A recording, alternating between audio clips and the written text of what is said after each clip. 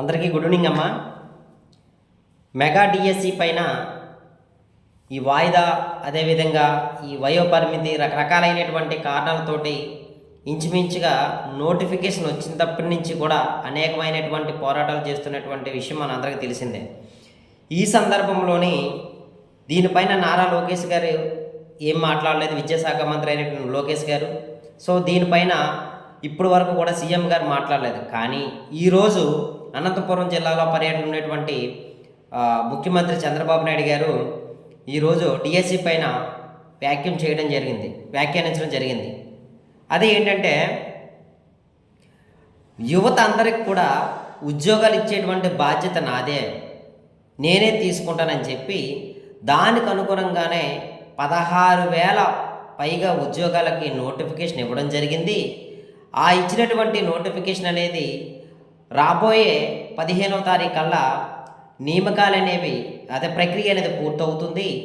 అదేవిధంగా పాఠశాల ఓపెనింగ్ అయ్యేటప్పటికల్లా ఈ ప్రక్రియ నియామకాలన్నీ కూడా పూర్తయిపోతాయి ఎలాగని నారా చంద్రబాబు నాయుడు గారు వ్యాఖ్యానించడం జరిగింది.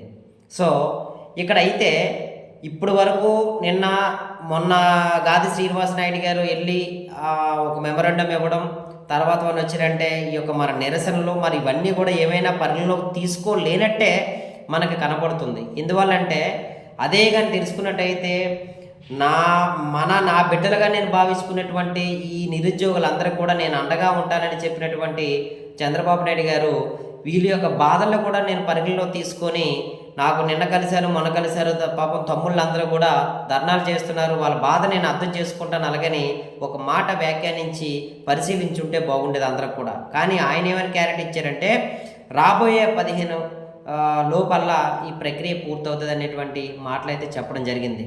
సో కాబట్టి ఇది అందరికీ కూడా చేదు వార్త అయినప్పటికీ కూడా మనం జీర్ణించుకోవడం కష్టంగా ఉన్నప్పటికీ తప్పని పరిస్థితి. కాబట్టి ఇప్పుడు ఉండేటువంటి సమయాన్ని మీరు వృధా చేయకుండా మీరందరూ కూడా ఆ బాధ్యతాయుతంగా వ్యవహరించి దీంతోటే మనకి జీవితం కాదు కాబట్టి ఎంతవరకు ఎఫర్ట్ ఇవ్వగలరో అంతవరకు మీరు ఎఫర్ట్ ఇవ్వండి.